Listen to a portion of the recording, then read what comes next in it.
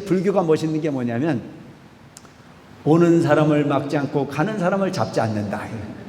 이게 불교의 사실은. 그런데 나는 아직 불교를 제대로 몰라서 가면 섭섭해. 오면 좋아. 왜? 근기가 낮으니까 아직은. 여러분, 불자면 반드시 어떤 이익을 도모하기 위해서 술수를 부리지 말고 그냥 진실을 이야기할 수 있는 부분이 삶의 철학으로 가져가는 게 어떻게 보면 불교일 수 있어요. 10번을 들어도 100번을 들어도 들을 수 있는 기회가 있으면 내 기회로 삼는 사람이 지혜로운 사람이에요, 사실은. 왜? 참 똑같은 이야기인데도 불구하고 어느 때에 듣는 거에 따라서 감정이 좀 달라지지 않나요? 저는 그렇던데요. 똑같은 얘기를 누구가 듣느냐에 따라 다르고 어디서 들었느냐에 따르고 어느 때에 들었느냐에 따라 다르더라고요. 사람이 꽉 찬 사람은요 절대 거만하지 않아요. 우리 집에 왜 왔냐고 하는 놈은요 참 띨띨한 놈이에요.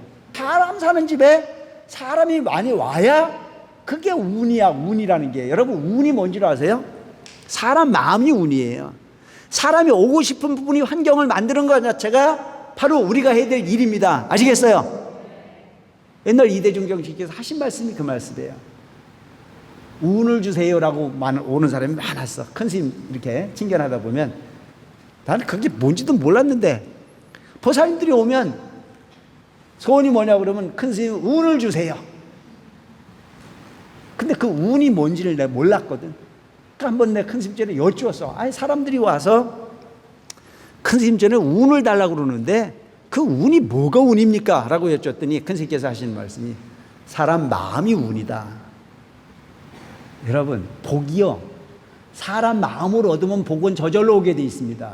부처님이 이 어마어마한 도량을 왜 만들었는데, 일체 중생의 마음을 보태서 일체 중생의 마음을 부처로 만들어주기 위해서 지금 여기 앉아 있는 거라고. 여기가 뭐 하는 데나? 따라하세요. 부처 학교. 부처 학교라니까 여기가.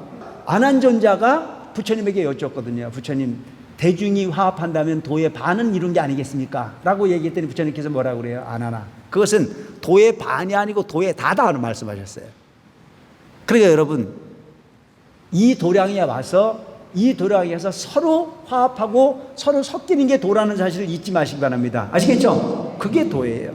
되도록이면 누구를 불러야 돼요? 누구를? 기도하는 사람 많이 부르세요. 아, 좋아요. 만나서 부처님 이야기하면 그 집에 공덕이 돼요. 부처님 말씀은 허망이 없어. 지금 월도 스님이 하는 말은 거의가 뻥이야. 어?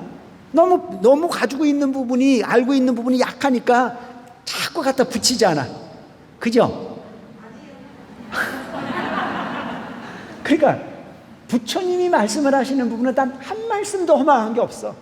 그런데 스님들이 뭐 깨닫지 못한 사람이 내가 계속 그렇게 얘기를 하잖아요. 내가 하고 있는 법문은 안 못 보는 분들이 밤길 가는 거랑 똑같다. 떠덩거리고 가는 거예요. 나도 사실은 문서보살하고 미륵보살이 있는데 미륵보살은 신심만 있잖아요. 욕심도 있고 조금 이렇게 게으름도 있고, 그런데 오직 물질적 명예 뭐 이런 부분이 다 가지고 있었지만 그래도 그는 부처님을 믿고 부처님의 공양 올리고 부처님을 찬탄하는 부분은 게으름이 없었어. 근데 문수사리 보살은 그냥 오직 부처님의 가르침을 그냥 지혜로써 한 부분도 포기 아님 없이 다 받아들여요. 근데 나중에 보면 문수보살도 문수보살이지만 미륵보살이 다음 생에 부처가 돼서 우리를 구제하러 오잖아요. 그러니까 제일 중요한 것은 딱 한 가지만 기억하면 돼요. 뭐?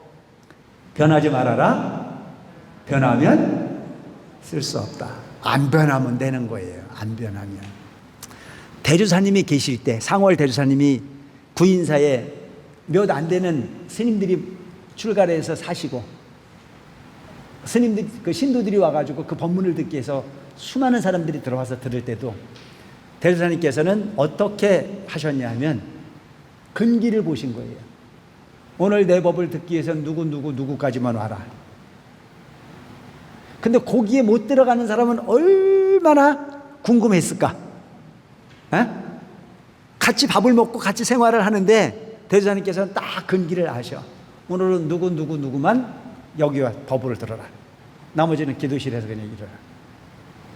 그게 뭐냐면 밀교예요. 근기라고 하는 부분을 통해서 설법을 하셨다. 그러니까 들어서 득이 될 수 있는 사람은 듣고 들어서 득이 되지 않을 사람은 듣지 마라. 이게 얼마나 큰 자비입니까? 근데 중생의 근기에서 보면 한쪽에서는 엄청난 섭섭할 일이 생길 수 있잖아요. 내가 기도를 얼마나 했는데 내가 월드 스님 얼굴 쳐다보고 시주를 얼마나 했는데 이렇게 생각하면 그래서 불교에서는 중요한 게 중도야. 중도. 매사 긍정할 수 있는 부분의 마음을 가지고 살아라. 인생 거기서 끝나는 부분은 절대 없다.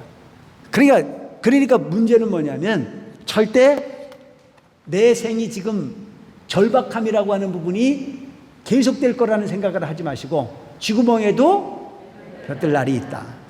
더 좋은 일이 생겨지기 위해서 이런 경우가 생겨진다라고 하는 마음을 가지고 살면 그 순간부터 여러분들은 희망의 주인공, 행복의 주인공이 될 수 있습니다. 그게 부처님 가피예요. 그래서 부처님은 어떤 분인지 알아요? 중생과 부처의 차이가 있어. 중생은 매사가 부정적이야. 부처는 매사가 긍정적이야. 즐겁고 모든 게 다 즐거운 부분이라. 그러니까 그 즐거움의 주인공이 되는 것 자체가 불교라는 사실을 꼭 잊지 마시기 바랍니다. 그럼 이런 부분의 즐거움의 주인공이 되려면 나의 목표가 커야 되겠습니까? 적어야 되겠습니까? 적은 거에 만족하고 사세요. 아니요, 필요한 거예요. 적은 거에. 그러니까 여러분 참 묘한 게 뭐냐면 이 세상은요 오늘보다 내일이 난 사람은 행복한 사람이에요. 조금 전보다 지금이 좋으면 그건 행복한 사람이에요. 진보하는 거예요. 그러니까 여러분들 우리가 기도를 할 때 어떻게 기도를 하라고 그래요? 무상, 무념. 중생이 생각하는 생각은 전부 다 욕심이거든. 습관이거든. 지식으로 만들어진 부분이거든. 그래서 그 부분을 완전히 비워야 돼. 참고로 완벽하게 깨끗하게 비우면 거기에 부처님이 청정함이 있어. 욕심이 없어. 우리는 귀로 듣는 순간에 판단이 일어나고 눈으로 보는 순간에 판단이 일어나고 코로 냄새 맡는 순간에 판단이 일어나고 입으로 맛보는 순간에 판단이 일어나고 피부로 접촉하는 순간에 판단이 일어나고 의식의 느낌에 따라서 또한 판단이 일어나는데 그걸 일컬어 우리는 뭐라고 부르냐면 번뇌라 부른다. 번뇌. 그냥 딱 한 가지만 생각하면 돼. 부처님 마음이나 내 마음이나 똑같다. 내 마음속에 부처님 있다. 이렇게 생각하면 돼. 내 마음속에 부처님이 있다. 요즘에 보니까 그런 말일 때 네 눈에 나 있다. 너무 그러니까 참 글쟁이들이 참 글을 잘 써요. 그죠? 네 눈에 나 있다. 부처님 마음속에 일체 중생의 마음이 다 들어앉았고 그 마음과 중생의 마음이 다르지 않아. 그래서 경전에서 이렇게 표현을 하잖아요. 부처는 깨달은 부처요, 중생은 깨닫지 못한 부처다. 동격이라는 얘기죠. 깨달음이라고 하는 부분을 완성하면 똑같은 부처가 된다는 얘기예요.